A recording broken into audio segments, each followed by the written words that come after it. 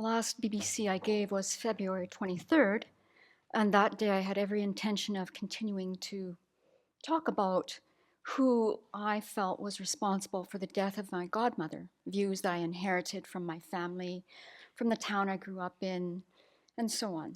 But later that day, hours later, the next day in Europe, Russia invaded Ukraine. And not only did the Russians invade, they are now at war with Ukraine. So the topic that I had 16 days ago no longer makes sense because my mind has been immersed in this situation and how to come at it from a Buddhist point of view, thanks to Venerable Children's teachings and some of the reading that I've been doing. So I hope it's of comfort to our friends in the Ukraine and Russia that all of our sessions are being dedicated to this situation for them, and that in the evening we make prayer requests and dedications and we read the King of Prayers. And so I hope that's helpful to know. One thing that Venerable Children mentioned last week is to really start investigating the mind that wants to immediately do something. What must I do? I've got to do something. And I notice that this is a tremendous habit in my own mind. And if I don't catch it in time, and I do something and I say something, it's not always working out so well. So I've noticed that in my mind, and also she said, notice the kinds of emotions that come up and do a map. And imagine your different kinds of personalities and map out how these different emotions can go. So one of the emotions that has come up frequently for me is this feeling of extreme sadness, like almost thinking, I haven't let myself think this because I don't believe it's true, but it's hopeless. It's hopeless. And so when you have that mind of it's hopeless, then I'm going to get depressed. And then if I wasn't at the Abbey and I wasn't a Buddhist practitioner, then I would probably start drinking heavily, like some people did during the pandemic and are still doing. And so we really have to watch these minds that take us into places that are really not virtuous and are of absolutely no help to our friends in Ukraine and Russia. So instead, what has really been helping my mind right now is just thinking about the fourth line of the seven limb prayer, which is, I rejoice in the virtues of all holy and ordinary beings. So I'm not going to focus for the next several talks on the holy beings. We've had teachings about all of that you can pull out and reflect on. But what is really helping me is to look at specific things that people are doing to inspire my mind and also to check in my mind, could I do that? Instead of thinking, I can't bear it. I can't bear to see more suffering. And to then just listen to that mind that says, I can't bear it, I want it to stop, I, this self-centered thought that then goes towards personal distress. So I'm only going to be able to cover a few examples, but I think these are examples that we should all talk about. You know, we're in silent retreat right now, but for those of you who aren't, you can talk about this with your friends. Of course, we're going to keep on top of this story.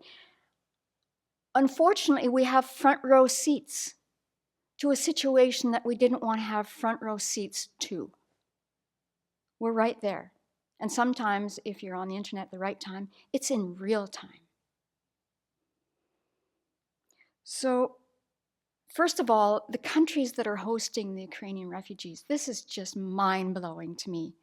Currently, they include, and I have to use notes for some of this talk because there's just too many details for my small mind, Poland, Moldova, Hungary, Romania, Czech Republic, Germany, France, Ireland, Israel, the UK. Some people are even going into Russia and Belarus.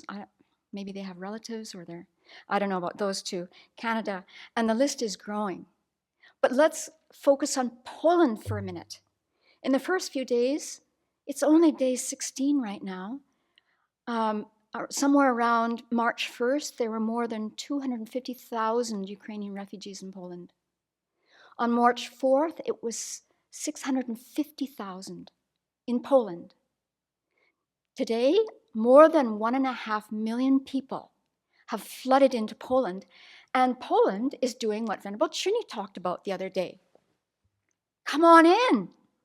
We welcome you. And there was a very touching story about this woman who, in Poland, I'm not sure which city she's in, but the day that they found out about the invasion, she didn't ask her husband. She just said, we're going to take in refugees. This is the right thing to do. And they signed up immediately to do that. People across Poland are doing this. They're signing up. Now, just think about that for a minute. And for each of these situations, I've been thinking in meditation, how would I be? Would I have the resolve right now to open my home to people that I don't know? But in fact, I do know them. They're just ordinary people like me. And so I can't speak for the Abbey because I don't own this home, but I'm pretty sure if we had the opportunity, we would say, come on in. And if I still had my home in Canada, I would say, come on in. And there would be challenges for sure. For example, the one woman who they were interviewing in the New York Times said she wanted to be very careful about how to interact with the guests that are soon to come. And she knew in her heart that she had to prepare herself for the fact that they might be very traumatized and that she might not have the capacity to help them in every moment, but she knows friends who can. And then when they did arrive, she very politely said to her guests, so what do you need? And they apparently responded with, well, nothing right now, because we're only here for a few days. They don't know what's happening. The people coming out of Ukraine just don't know. So Poland has set up all kinds of funds. I'm so impressed. They're right away getting funds in place for people who are hosting these people. They're going to get the kids in school as soon as they can. They're getting money together to give these families, money for special needs. The Suchi Foundation is going in to Poland and bringing food supplies and personal hygiene supplies and blankets and all those other things. You can read about these on the internet and then share them with your friends. Share these acts of kindness that people are doing. So then there's the organization called World Central Kitchen.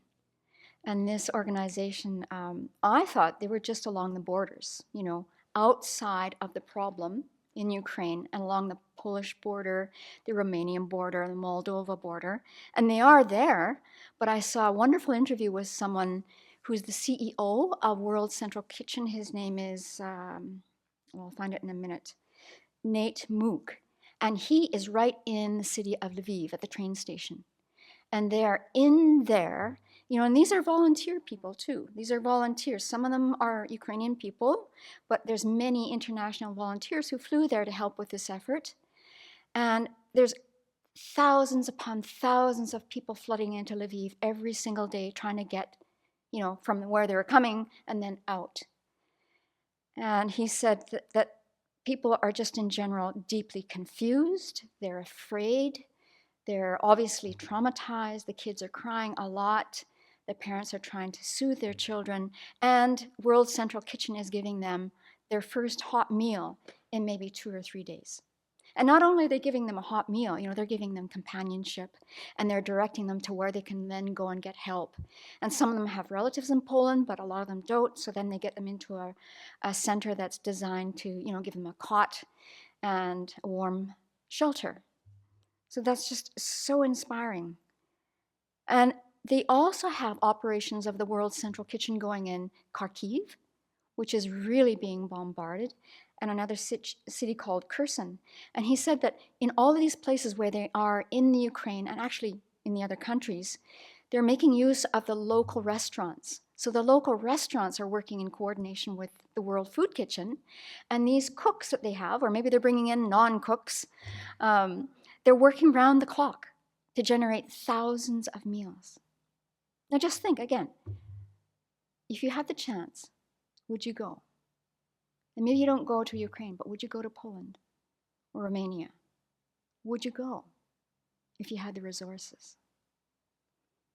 And then if you don't have the resources, or maybe you think you need the language skills or there's some obstacle. Let's just rejoice in what these people are doing, standing in solidarity with Ukrainian people. And as Venerable Children mentioned the other day at lunchtime, the US Congress has put forth $13.6 billion. Venerable Children, when is the last time Congress agreed on something? Let's rejoice. The Congress agreed, and they didn't take 6 months to do it. That's really amazing. So, there's every reason to have hope. We cannot give up hope in this situation. Because if we give up hope, then I think we're all doomed. But we're not going to do that. Then, of course, there's people who are called because they have certain skills. So there's some people who are former military people. And I'm not going to say too much about this because I haven't worked this out in my mind yet. I am quite conflicted about this. But there's people going in to join the military. Some of them have no clue. They're not military people, but they're going there because they're Ukrainian and they're living in another country in the world.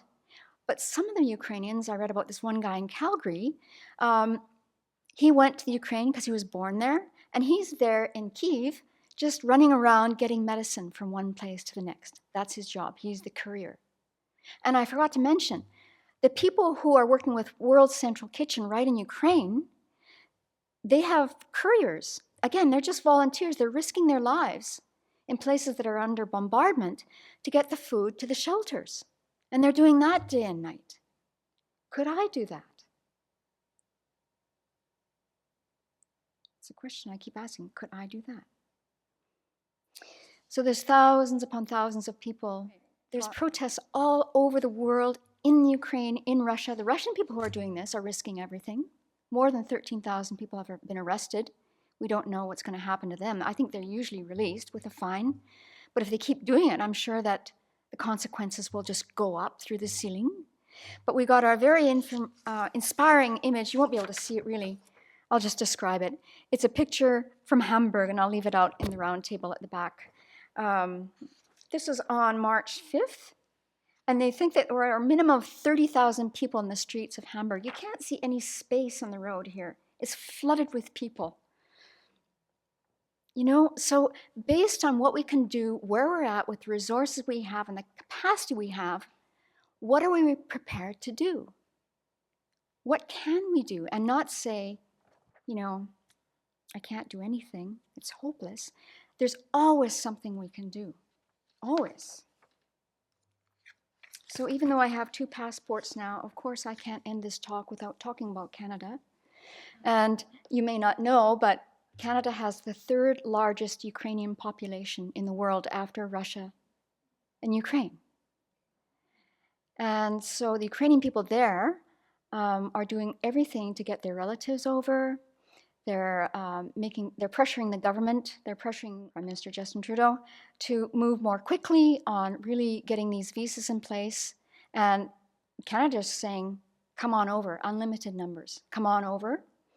So then I thought to myself again, like I do almost every hour, what can I do? So I wrote to Prime Minister Justin Trudeau yesterday, and I just said, Prime Minister Justin Trudeau, please make it easy for the Ukrainian people. These are people who are traumatized. They are fleeing from a war. These are not criminals. Make the visa application happen now, please. So then as I continue to ask myself, what can I do? Then obviously I can remind myself, Santan, you're a nun. Do your practice. So if anyone has a spiritual practice, what can you do? Practice and dedicate the merit of your practice. If you have funds, a little bit of money, there are all kinds of organizations, you've heard about some of them. People are doing incredible work to help the people in Ukraine. So you may say, I don't have any money. Well, then rejoice for the people who can make donations, and rejoice for the people who can do something, and rejoice in your own capacity to even have thoughts of virtue that this is resolved and that the causes and conditions for this come together so that this is resolved. And I'll end with this. There's a company in British Columbia called British Columbia in Canada, West Coast seeds. And so for every packet of sunflower seeds that are purchased, they will send the money generated from this to the Red Cross that's working in the Ukraine. So in the last few days, they've generated $21,000. And so there's something going on the internet that, it would be wonderful if we all planted sunflower seeds, which is the national flower of the Ukraine. So let's plant sunflower seeds and stand in solidarity and do our practice and get awakened so that we can really be of benefit.